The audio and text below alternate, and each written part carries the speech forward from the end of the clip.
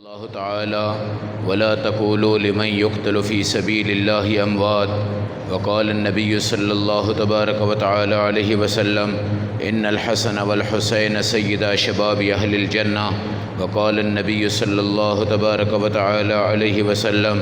اصحابی كالنجوم بأيهم اقتديتم اهتديتم او كما قال النبي علیہ الصلاة والسلام صدق اللہ مولانا العظیم وصدق رسولہ النبی الکریم ونحن على ذلك لمن الشاهدين والشاكرين والحمد لله رب العالمين اللهم صل على محمد وعلى آل محمد كما صليت على إبراهيم وعلى آل إبراهيم إنك حميد مجيد اللهم بارك على محمد وعلى آل محمد كما باركت على إبراهيم وعلى آل إبراهيم إنك حميد مجيد میرے محترم بھائیو، دوستو، بزرگو، بہت بڑی نعمت ہے جو اللہ نے آپ حضرات کو عطا فرمائی ہے، اور جس سرزمین پہ آپ یہاں بیٹھے ہیں اور آپ کو چار دیواری والی مسجدیں اور مدرسے نصیب ہوئے ہیں، یہ روشنی کا دور ہے، یہ ایمان کا بلندی کا دور ہے، یہ اسلام کے عروج کا دور ہے۔ ایک وقت وہ تھا جب مسلمان یہ خواہش کر رہا تھا کہ اللہ مجھے کوئی ایسا وطن عطا فرما دے جہاں مندروں سے، گردگواروں سے، شرک سے، بت پرستی سے مجھے نجات مل جائے، اور میری نماز میں آزادی ملے، قرآن میں آزادی ملے، میری بچیاں آزاد ہوں، میری بیویاں آزاد ہوں۔ اور علماء بھی سر جوڑ کے اس مقصد کے لیے بیٹھے ہوئے تھے،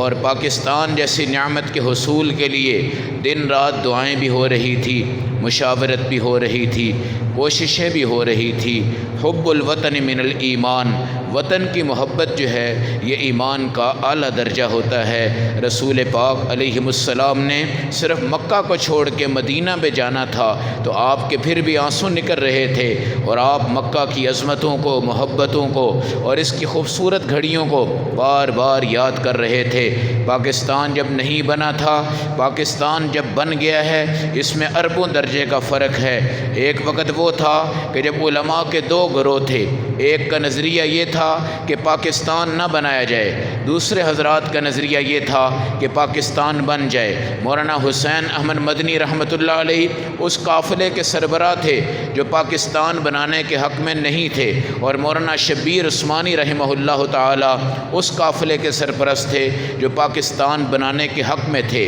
جو حضرات پاکستان نہیں بنانا چاہتے تھے ان کا نظریہ یہ تھا کہ اگر پاکستان بن گیا تو سارے مسلمان ہندوستان سے کہاں چلے جائیں گے؟ پاکستان چلے جائیں گے، اور ہندوستان میں جتنی مسجدیں ہیں، جتنے مدرسے ہیں، دارالعلوم دیوبند ہے اور تبلیغ کے بڑے بڑے مرکز ہیں، کہیں ایسا نہ ہو کہ مسلمان وہاں چلے جائیں اور اس کے اوپر ہندو قبضہ کر لیں اور یہ ہندوؤں کے مندر بن جائیں۔ ان علماء کی سوچ اپنی جگہ بالکل بجا تھی، اور جو حضرات یہ سوچتے تھے انگریز یہاں سے بھاگنے والا ہے اور انشاءاللہ پاکستان کے اندر بھی اگر اللہ نعمت دیتا ہے وہاں پر بھی مسلمان آباد رہیں گے اور ہندوستان کے اندر بھی مسلمان آباد رہیں گے، مولانا شبیر عثمانی رحمہ اللہ تعالیٰ نے اپنے قافلے کو اس طرف متوجہ کیا کہ پاکستان بنایا جائے۔ یہاں تک کہ مولانا حسین احمد مدنی اس بات پر پریشان تھے کہ اگر پاکستان بنا تو مسلمان یہاں سے بھاگیں گے، پاکستان جائیں گے، اور راستے میں شہادتیں ہوں گی، گرفتاریاں ہوں گی،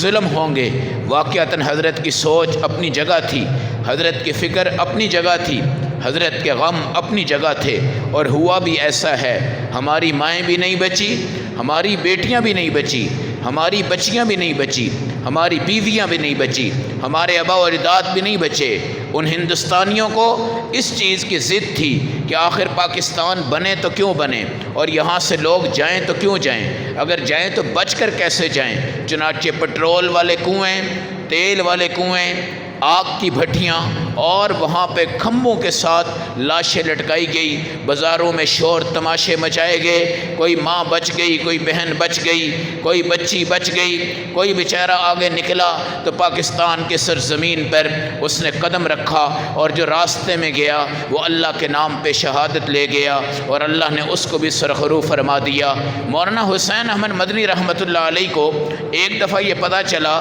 کہ ایک اللہ والا ہے اور اس کے پاس جنات ہیں۔ آپ نے اس کو بلایا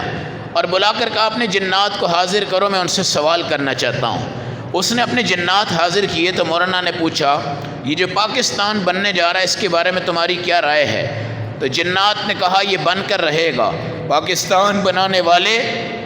سوچ رکھنے والے جان مال قربان کرنے پہ تیار ہیں، اور یہ پاکستان انشاءاللہ بن کے رہے گا، لہٰذا آپ بھی اللہ سے دعا کریں کہ جو بہتر ہو وہ ہو جائے۔ چنانچہ ہمارے اکابر، ہمارے علماء، ہمارے طلباء، ہمارے حفاظ، ہماری بیٹیاں، ہماری مائیں، ہماری بہنیں، اللہ نے ان کو یہ نعمت عطا فرمائی۔ 27ویں رات کو، شب جمعہ کو اور 14 اگست کو اللہ نے پاکستان آپ کو دیا ہے۔ آپ سب پاکستانی ہیں، مگر افسوس کی بات یہ ہے ہمیں مشرقی پاکستان بھی ملا، مغربی پاکستان بھی ملا۔ مشرقی پاکستان والے ذہنی طور پر ہم سے الگ ہوئے اور اس کے بعد عملی طور پہ ہم سے الگ ہوئے۔ آج بنگلہ دیش، ڈھاکہ اور یہ سقوط پاکستان کی صورت میں آج ہم دیکھ رہے ہیں، مگر ان بنگلہ دیش والوں سے بھی ہمارا یہ سوال رہتا ہے کہ پہلے تم پاکستانی تھے اور پاکستان کلمے کی دولت پہ نصیب ہوا تھا، لا الہ الا اللہ محمد الرسول اللہ، تم اگر بنگلہ دیش میں بھی گئے ہو تم نے پاکستان کا نام کیوں بدلا؟ یہ کہہ سکتے تھے کہ پاکستان 2 ٹکڑے ہو گیا، ایک مغربی پاکستان، ایک مشرقی پاکستان، مگر ضد اور اناد، بغض اور حسد، کینہ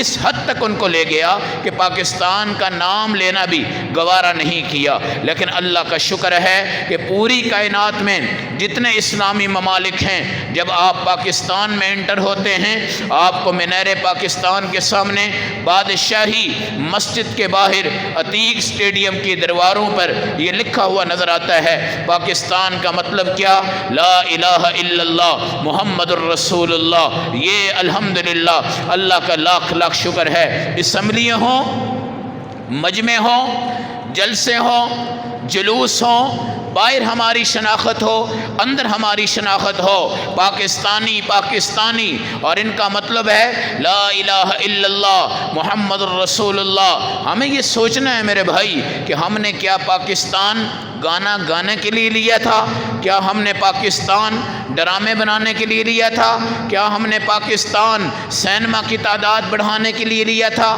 کیا ہم نے پاکستان مزاروں کی عبادت کے لیے لیا تھا؟ کیا ہم نے پاکستان قبر پرستی کے لیے لیا تھا؟ کیا ہم نے پاکستان شرک کے لیے لیا تھا؟ کیا ہم نے پاکستان آ کر اپنی بچیوں کا لباس ہندوستان اور مغربی ذہنیت کی بچیوں کی نقل پہ لگانا تھا؟ کیا ہم نے پاکستان حاصل کرنے کے بعد داڑیاں کٹوا کر، سر کے اوپر سنت ہٹوا کر، اللہ کے نبی کے دین کو توڑ کر دنیا کو یہ سامنے رکھنا تھا کہ ہم ہندوستان میں تھے، انگریز کے زیر تسلط تھے، ہم پاکستان میں ہیں، انگریز بے شک یہاں پہ نہیں ہے، مگر ذہنی غلامی ہماری اتنی ہے، آج ہمارا لباس انگریزی، بال انگریزی، گفتگو انگریزی، ہماری اردو قومی زبان، اس کے باوجود اردو والے کو ہمیشہ کچھ نہیں سمجھا جاتا جب تک کہ اس کو ABC نہ آتی ہو۔ اگر ہم یہ کہیں کہ تو وکیل بن گیا، انجینئر بن گیا،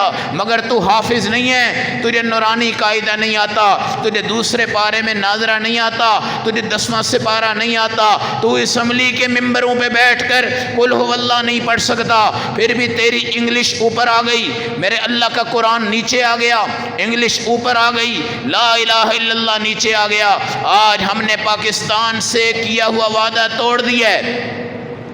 مولانا حسین احمد مدنی رحمۃ اللہ علیہ کو جب یہ پتہ چلا پاکستان مارد وجود میں آ گیا، 14 اگست ہمارا یوم آزادی ہے، شب جمعہ پاکستان کی تاریخ ہے، لیلۃ القدر پاکستان کی تاریخ ہے، حضرت تشریف لائے شیراں والا گیٹ کی خانقاہ اور دیگر جگہوں پہ آپ نے جب دورے فرمائے، آپ کو بتایا گیا کہ پاکستان کے صوبہ سرحد میں 22,000 وہ علماء ہیں جنہوں نے ہندوستان میں آپ سے بخاری شریف کا درس پڑھا ہے، اور اس وقت سرحد کے لوگ مخالفت کر رہے تھے، چنانچہ حضرت وہاں پہنچے، آپ نے تمام فضلاء کو جمع فرمایا، کہا بیٹا اب یہ پاکستان بن گیا ہے، پہلے بے شک ہم مخالفت کر رہے تھے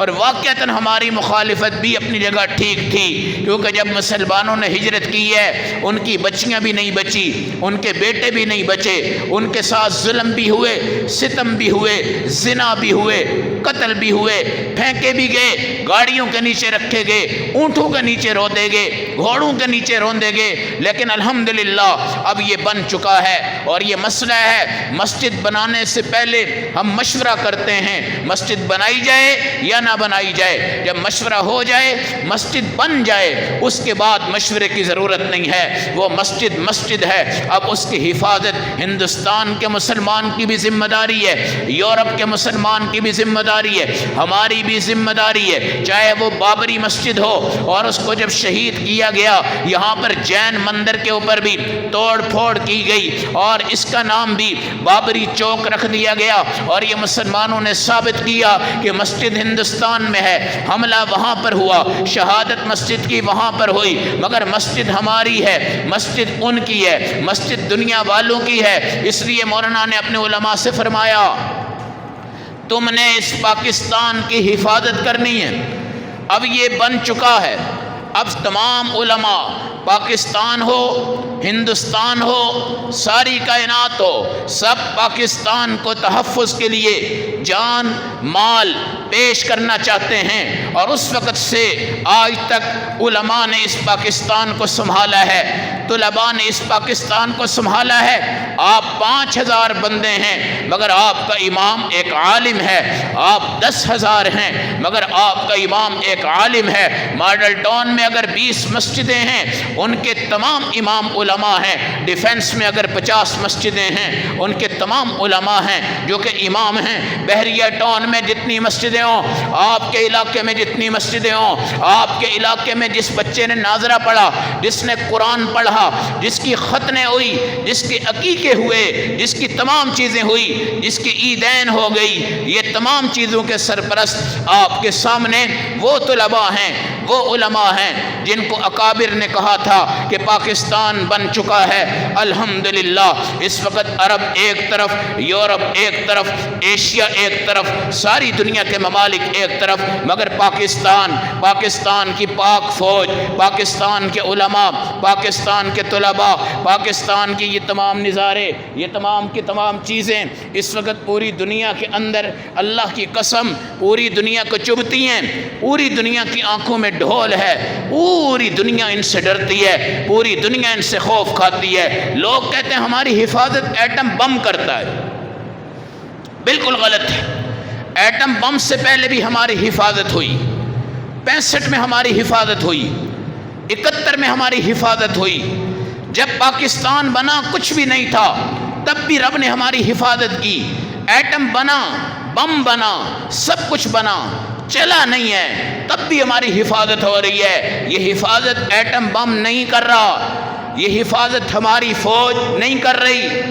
یہ حفاظت میں نہیں کر رہا، یہ حفاظت آپ نہیں کر رہے، یہ حفاظت دین کر رہا ہے، یہ حفاظت کلمہ کر رہا ہے، یہ حفاظت ختم نبوت کا ستارہ کر رہا ہے، یہ حفاظت عظمت صحابہ کا ستارہ کر رہا ہے۔ دین جس طرف رب اس طرف، دین جس طرف مدد اس طرف، دین جس طرف بچاؤ اس طرف، دین جس طرف غلبہ اس طرف، عمل جس طرف فرشتے اس طرف، ایمان جس طرف فرشتے اس طرف، ایمان والا جس طرف فرشتے اس طرف، زانیوں کی طرف، شرابیوں کی طرف، جواریوں کی طرف، گانے والوں کی طرف، ناچنے والوں کی طرف، اداکاروں کی طرف، گلوکاروں کی طرف، رقصاؤں کی طرف، سینماؤں کی طرف، مندروں کی طرف، گردواروں کی طرف، حرام کھانے والوں کی طرف، شراب کے میدان پر، سود کے میدان پر، رشوت کے میدان پر، لان تان کے میدان پر کبھی اللہ کا دین نہیں آتا، کبھی وہاں پہ غلبہ نہیں ہوتا۔ اگر آپ کہیں شراب جوا پاکستان کو بچا رہا ہے، آپ کہیں گانا بجانا پاکستان کو بچا رہا ہے، آپ کہیں گلوکار اداکار پاکستان کو بچا رہے ہیں، آپ کہیں دنیا کے ہیرو پاکستان کو بچا رہے ہیں، سوچو یہ تمہاری غلطی ہے، سمجھو یہ تمہاری غلطی ہے۔ کوئی بندہ لے کر آؤ جو دنیا کا نامور ہو، خدا کی قسم پاکستان کا مشورہ کرنے والا علامہ اقبال جس نے تصور پاکستان پیش کیا ہے، سب سے پہلے آپ اس کی ہسٹری پڑھیں۔ وہ حضرت تھانوی رحمۃ اللہ علیہ کی خدمت میں گیا تھا اور پاکستان پر مشاورت کی گئی تھی. حضرت صاحب الہام بھی تھے, صاحب القاء بھی تھے, آپ نے مشاورت میں معاونت فرمائی تھی, اور اس کے بعد یہ پاکستان معرض وجود میں آیا تھا. اور حضرت تھانوی نے فرمایا تھا علماء کو کبھی انگریز برداشت نہیں کرے گا, نہ ہندوستان میں, نہ پاکستان میں, نہ پوری دنیا میں. یہی سمجھنا کہ جب گھر بن جائے ٹوٹ پھوٹ جاتا ہے, دروازہ بھی, کھڑکیاں بھی, شیشے بھی, لیکن آنے والا بندہ رنگ لگاتا ہے, رنگ کے بعد پینٹ ہوتا ہے, پینٹ کے بعد گھر قابل بہتر ہو جاتا ہے. اس طرح سمجھنا کہ یہ اسمبلی میں ہیں اور یہ علماء کو نہیں آنے دیں گے, مگر چلو یہ سمجھو کہ یہ مسلمان تو ہیں. جس طرح گھر کو تم رنگ کر کے ٹھیک کر دیتے ہو, اس طرح کوشش کرو کہ اگر تمہیں نہیں بھی آنے دیا گیا تم اپنا رنگ ان اکابرین پہ چڑھا دو, اپنا رنگ ان اسمبلی والوں پہ چڑھاؤ, اپنا رنگ ان تمام خطوں پہ چڑھاؤ, اپنا رنگ ان وکیلوں پہ چڑھاؤ, انجینئر پہ چڑھاؤ, ڈاکٹر پہ چڑھاؤ, ایم پی اے پہ چڑھاؤ, ایم این اے پہ چڑھاؤ. اگر تم یہ کہو کہ سارے اللہ کے ولی اسمبلی میں آ جائیں اور داڑھی والے یہاں پر خلافت قائم کریں, اللہ کی قسم اس کے لیے بڑی محنت کی ضرورت ہے. افغانستان 20 سال کے بعد اسلام کا عروج تمہیں دکھا رہا ہے, اسلام کا نور تمہیں دکھا رہا ہے. ان کی شہادتیں, ان کی قربانیاں, وہاں پہ خون کی رنگینیاں, ساری دنیا کی طاقتیں بے بس ہونے کے بعد ایک سمندر اور دریا کی طرح یہ سیلان بہتا جا رہا ہے اور آگے بڑھتا جا رہا ہے. تم تو شکر ادا کرو کہ 6-7 سال میں صرف ہماری مشاورت, علماء کی نگرانی اور علماء کی معاونت سے اللہ نے تمہیں پاکستان دیا, اور چند 100 لوگ اس کے اندر شہید ہوئے ہیں. کوئی بڑا معرکہ نہیں کرنا پڑا, کوئی چیز ایسی بڑی نہیں کرنی پڑی, اب مل گیا. اللہ کا شکر ادا کرو. مغربی پاکستان کے تم باشندے ہو, میں پاکستانی ہوں, یہ فخر کی بات ہے. میں پاکستان کا رہائشی ہوں, یہ فخر کی بات ہے. پاک باز لوگ اس جگہ موجود ہیں. ختم نبوت کے اوپر جو صحرا سجایا گیا, ہمارے علماء کے نام اللہ نے اس کا جھنڈا لہرایا ہوا ہے. عظمت صحابہ پر جو قربانیاں دی گئی, ہمارے علماء طلباء کے نام پر یہ جھنڈا سرایا